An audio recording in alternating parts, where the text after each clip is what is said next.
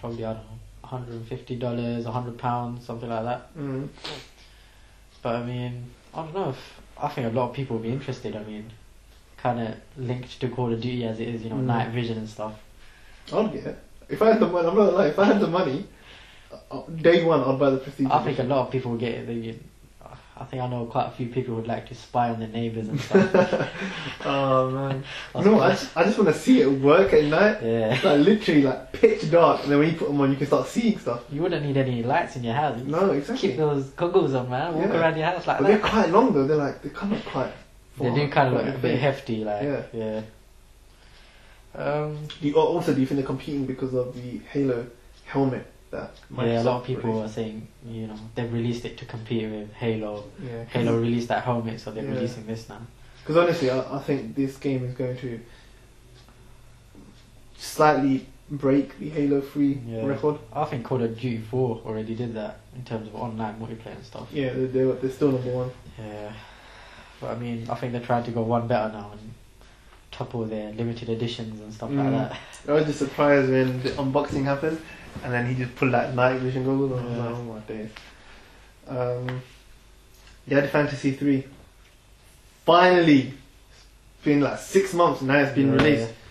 We saw it before we did this podcast, and when Monty Ohm's product, the logo came up in the beginning, the volume wasn't high, and I said to Idris just to put the volume up a little bit. And by the time all the credits in the beginning had gone, like when he started to do the volume up, I looked at the bar on the Windows Media Player, and it was like a quarter in, and we hadn't seen no action yet, and I was like, dude, it's like, is this even the right version?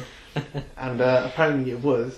But when we watched it, I said that was short, but it was sweet. Yeah, it was. It was definitely a lot shorter than the previous versions. A lot shorter, but it was. It was. The quality was there. Let's just put it that way. Everything was tight. Everything was just. He just showed us what we wanted to see, nothing extra. Basically, that's what it was. But apparently, he's having another one coming out next month. And then the month after, so we're not going to be waiting like 6 months for the next one. He had it all planned out, so he, it's just kind of like leaving us on a thread. Yeah, good idea. Keeps everyone on their toes. Yeah, stuff like that. I'm assuming if he did another one in the next 6 months, the one he released, this one, the Fantasy 3 should have been at least 20 minutes. Of pure action. Yeah, that's right. But yeah, that is. If anyone hasn't seen it, definitely go watch it on Game Trailers.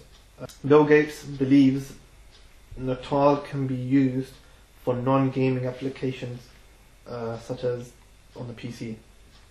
Basically, Minority Report in your house. What do you think?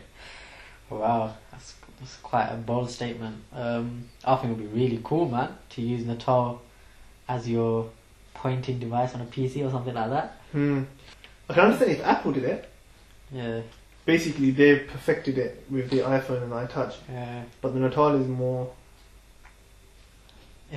There's actually no hardware, it's just actually you're going to be controlling it with your hand movements. So if you say, I want to move this file to this folder, you do exactly what you'd expect to do. You just get your hand and you maybe just make a pinch or whatever, and then you'll move it. But that could lead to things being deleted accidentally, and I don't think it's very feasible, but I think as an option, as a really cool option, I think it will go down really well. I mean, a lot of the the top geeks, so to speak, I think they would definitely go for it. Yeah. And a lot of managers in offices and stuff, I think they wouldn't mind having something like that, just to make them stand out from the rest of the employees, so to speak. But he didn't state if you would have to buy a PC peripheral. So far, the way it sounds is you'd get the Natal camera like every other gamer, and you just attach it to your PC, and then you just use certain applications. That's probably what it will do. You'll just be able to attach it. But then how do you know what it can be used with and what it can't be used with? You could be sitting there doing this, just waving your hand up and down, thinking, why doesn't my Word open? Well, so do they have to create this entire new system or application or software? They'll probably have to install, some kind of program running in the background, you know how the mouse application works. You're able to move the mouse and stuff like that. There'll be another option like that, but they'll probably integrate into Windows. So you can't just turn it on. Whereas you just turn it on and it'll pick it up, and then you can just use it that way. I think that's how it works. And they'll probably have like extra applications installed onto the PC that you can, buy or whatever, download, like camera programs and recording and stuff like that. I think it'd be really good of how it. There was rumors actually going around that Apple might bring out a console in 2012 or 2013, and what Microsoft are doing is that they're trying to beat them to the punch. So they want to beat them to the punch by releasing Natal. So because the last thing Microsoft need are Apple coming out with a console as powerful as what everything is on the market at the moment, and then they're perfected. And I'm not putting this in quotation marks because for me at least it's almost perfected. Their perfected user interface will come to the system and everyone's just going to get it. You look at it, because I've given my iTouch to my niece and she just got it. She didn't need me to tell her, how do I get to the messages section, how do I get to the music.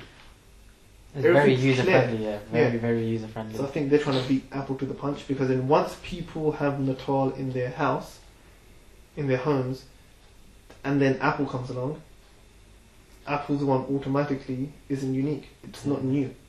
Assassin's Creed Bloodlines for the PSP is the only game that connects Part 1 with Part 2. Everyone knows Part 1 had Altair as the main hero. He's going to be the main hero in Assassin's Creed Bloodlines, but he is not in Assassin's Creed 2. The main character's name is Ezio, and Bloodlines is going to show how Ezio was born. So I don't think it literally means born like a kid. I'm assuming how he was found. Yeah. But that would be cool still if he was born. Definitely. Again, we saw this just before we done this podcast. Visually, what do you think? Visually, personally, I for think the it was PSP, amazing. For the PSP, I thought it looked really, really good. It looked as good as God of War: Chains of Olympus. Definitely, yeah. Very well done.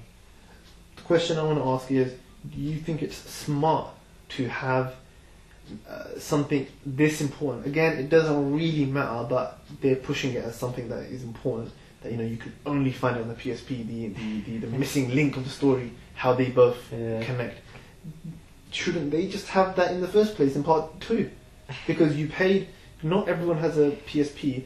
Anyone who played on the Xbox, you played Assassin's Creed 1, you loved it. You play Assassin's Creed 2, you love it.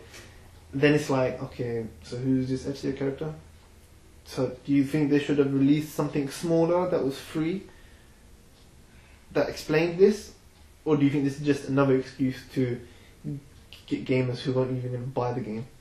It's another excuse to get more sales on, the PSP console. That's what it is. Yeah. Because they know the PSP is not doing well, and we all know that. Yeah, no, it's not doing that well. But this year it's going to go. It's going to be very well. But yeah, that's what they're hoping anyway. So I think that's why they've released it on the PSP. Yeah. To get that market, going a bit. Yeah. And well, for their sake, I hope it pays off. Yeah, I mean they've got a bunch of games coming out for the PSP that. Yeah. People say it's going to be the year of the PSP. I can agree with that. 'Cause don't forget the previous years, it's always been about the DS. Yeah. The DS has had the latent games, excellent games by Square Enix. Yeah. So it's good. The PSP is concentrating more on their lineup of games now. They're trying to make it as big as possible, which I think is a good idea, considering it was only going downhill. Yeah, no, it actually was. Yeah. I mean, again, these are more for hardcore gamers, and like I said in last week's podcast, they need to make, or Sony at least need to push third-party developers and even their own developers to create just smaller games.